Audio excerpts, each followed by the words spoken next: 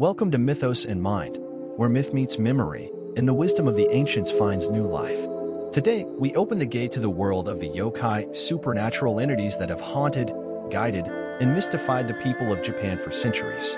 From shape-shifting foxes and haunted women to grotesque spirits that live in shadows and filth, the world of yokai is both frightening and fascinating.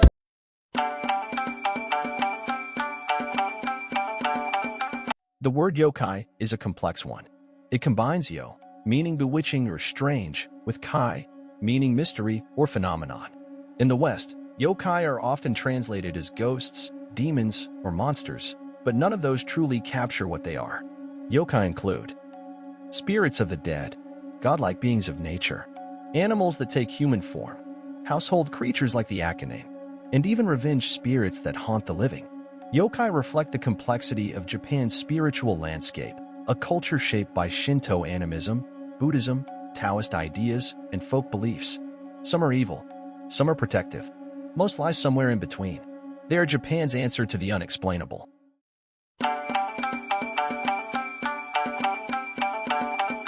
Yokai storytelling has been traced back to the 8th century in Japan's history. Before Japan was an island nation, it was made up of various kingdoms and tribes scattered throughout the island. Texts like the Kojiki and Nihon Shoki. These chronicles blend myth, religion, and early Japanese history. The earliest forms of yokai storytelling were truly folkloric in nature. They were short stories passed through word of mouth from generation to generation and exchanged across regions. The stories served as entertainment as well as legends that typified specific regions and local belief systems of Japan. As modern technologies, such as the printing press, were created, the stories of yokai were even further distributed across Japan's various tribal kingdoms. But the true golden age of yokai began during the Edo Period, 1603 to 1868.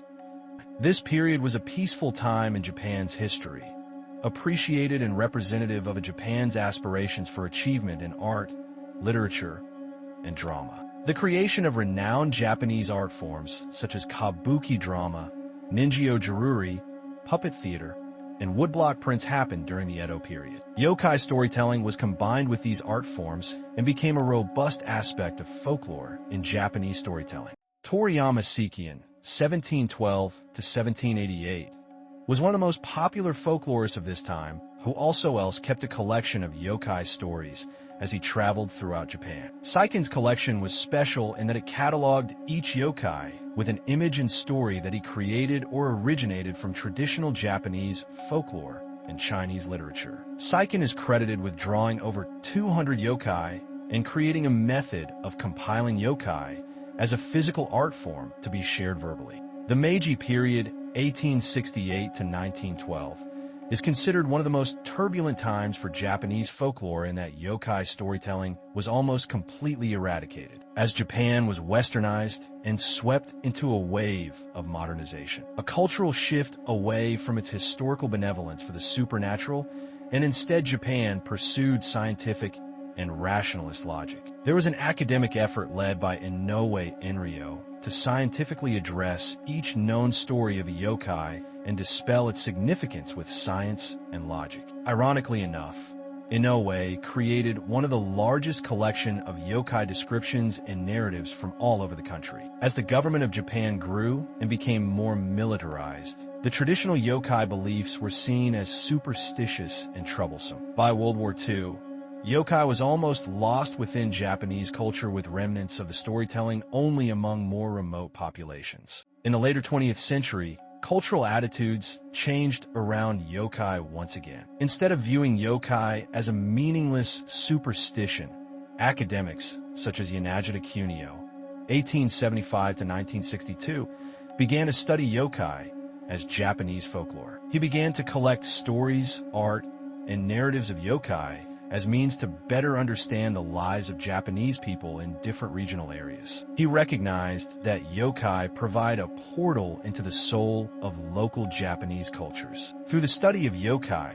Kunio could learn the values, fears, and varying depths of imagination of Japan's various regions, and their cultures. But after World War II, a manga artist named Shigeru Mizuki revived interest in them with his famous series GeGeGe no Kitarō, sparking a cultural yokai renaissance.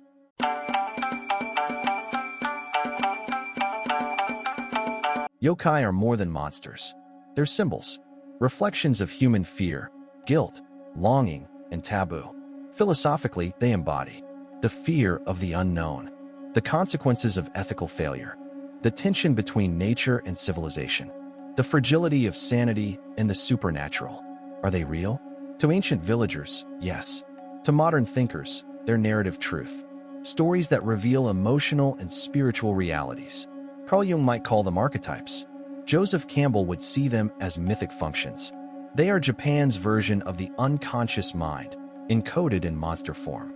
Yokai have haunted Japan's imagination for over 1,000 years. From folklore to manga, temples to anime, they evolve, adapt, and endure. In their mystery, we find meaning. In their strangeness, we see ourselves. Thank you for watching Mythos in Mind. If you enjoyed this journey into Japanese folklore, subscribe and explore the worlds of myth, philosophy, and history with us. And remember, sometimes the most powerful spirits are the ones hiding in plain sight.